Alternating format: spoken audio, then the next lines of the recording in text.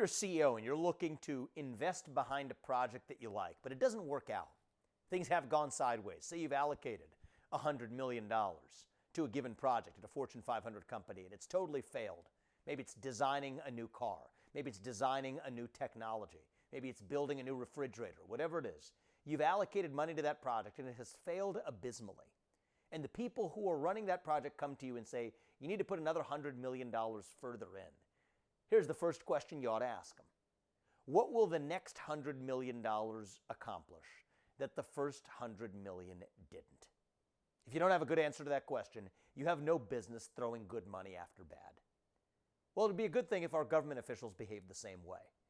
That's what's at issue now in this debate, should be a debate at least, although we're not having it, about whether we should indeed send more money to Ukraine. Except this time we're not talking about the $100 million number. That's a lot of money.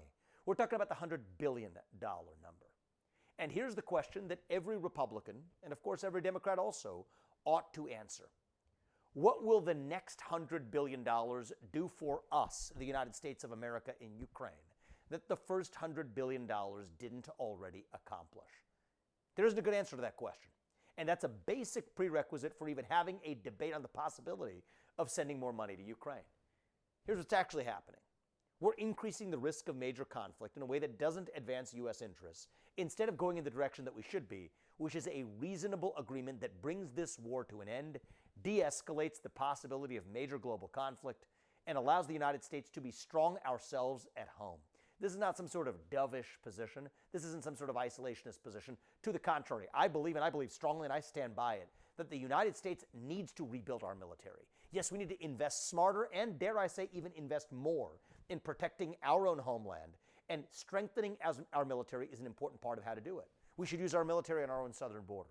We should absolutely strengthen our naval capacity at a time when we're hitting a nadir. A divest to invest program that leaves us in a weak position in the South China Sea, in the Pacific, and elsewhere. We have our problems to address: cybersecurity threats, super EMP threats that could take out our electric grid in a matter of days. These are national security concerns that we are failing to address in the United States. And yet, against that backdrop, we're having a debate, or even worse, not even having a debate, about whether to fork more money over to Ukraine without an iota of an answer to the question of what will the next $100 billion accomplish in Ukraine that the first $100 billion didn't. That's the answer to the question we need.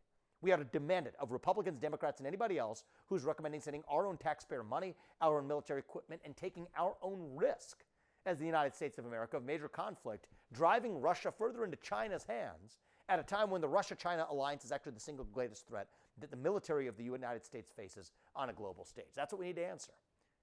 We don't have a good answer to that question, then we have no business entering this business of forking over more aid to Ukraine. I think Speaker Johnson's done a lot of good things since he took over, but I think this is one question he owes an answer on to the American people. That'll at least enrich the quality of debate. I may be on one side of that debate, somebody else in good faith may be on the other side of it. But whatever it is, we have to be able to answer the basic question like a CEO would for his business to his shareholders. The people in Congress need to treat the taxpayers of this country more like their shareholders too. Answer what that next $100 billion is going to do that the first $100 billion didn't. And without that, we have no business writing that check of aid, especially when we're more vulnerable than we've ever been here at home. Taking care of our homeland ought to be our top priority. And in absence of that, I'm going to demand some answers.